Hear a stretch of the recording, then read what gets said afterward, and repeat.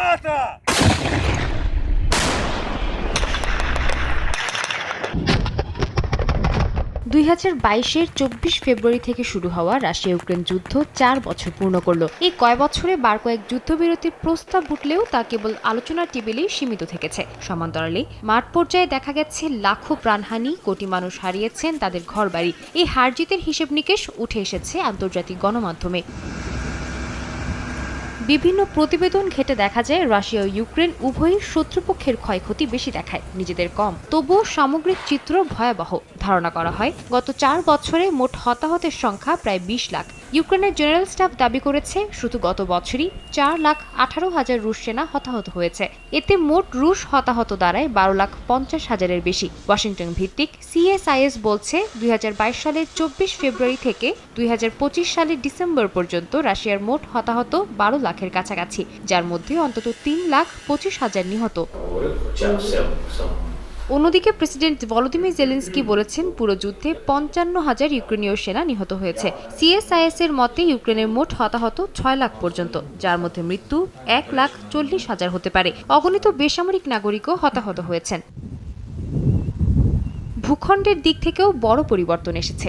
2022 সালের মার্চে রাশিয়া ইউক্রেনের 26% ভূখণ্ড নিয়ন্ত্রণে নেয়। এর মধ্যে ছিল 2014 সালে দখল করা ক্রিমিয়া এবং লুহানস্ক দোনেৎস্কের বড় অংশ।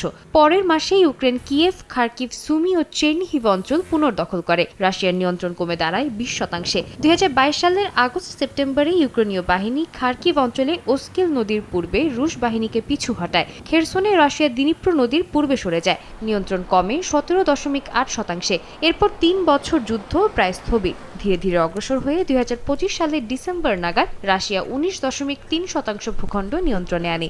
এলাকা প্রায় 1,16,000 বর্গ কিলোমিটার। দুই দেশের সামরিক ব্যয়েও দেখা গেছে উল্লেখযোগ্য পরিবর্তন। Stockholm international piece research institute বলছে রাশিয়ার সামরিক ব্যয় 2021 সালে ছিল প্রায় $66 বিলিয়ন। 2022 সালে তা বেড়ে 102 বিলিয়ন, 2023 সালে 109 বিলিয়ন এবং 2024 সালে 149 বিলিয়নে পৌঁছে। 2025 সালের হিসাব ভিন্ন। কিছু বিশ্লেষক বলছেন প্রথম 9 মাসে $142 বিলিয়ন ব্যয় হয়েছে। অন্যরা বলছেন বাজেট ঘাটতি ও ঋণ কমার কারণে ব্যয় 15% কমেছে। 2026 সালেও কমপক্ষে 7% কমানোর পরিকল্পনা রয়েছে।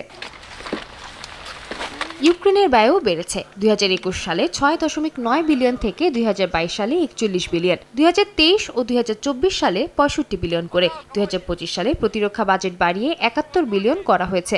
2022 থেকে ইউরোপীয় ইউনিয়ন ও যুক্তরাষ্ট্র মিলে 300 বিলিয়নের বেশি সহায়তা দিয়েছে বলে জানায় গণমাধ্যম আল জাজিরা। 2025 সালে ডোনাল্ড ট্রাম্প ক্ষমতায় আসার পর যুক্তরাষ্ট্র 99% সহায়তা প্রত্যাহার করে। ইউরোপ সহায়তা 2/3 বাড়িয়ে সেই শূন্য স্থান পূরণ করে। গত বছর ইউরোপ দিয়েছে প্রায় $70 বিলিয়ন, যুক্তরাষ্ট্র মাত্র 0.4 বিলিয়ন। রাশিয়ার উপর আর্থিক চাপও নজিরবিহীন। কেন্দ্রীয় ব্যাংকের প্রায় $300 বিলিয়ন স্বর্ণ ও বৈদেশিক মুদ্রার রিজার্ভ পশ্চিমা প্রতিষ্ঠানে আটকে আছে। এর মধ্যে $230 বিলিয়ন বেলজিয়ামে। রাশিয়া এই অর্থ ব্যবহার করতে পারছে না। 2024 সালের মে মাসে ইউরোপীয় ইউনিয়ন সিদ্ধান্ত নেয় এই অর্থের সুদ ইউক্রেনকে দেয়া হবে। 90% যাবে সামরিক খাতে, 10% পুনর্গঠনে। এছাড়া $33 বিলিয়ন রুশ ব্যক্তিগত সম্পদও জব্দ করা হয়েছে। 4 বছরে এই যুদ্ধ শুধু মানচিত্র নয়, বদলে দিয়েছে মানবিক ও অর্থনৈতিক বাস্তবতাও। সাদিয়া তাসনিম, সময় সংবাদ।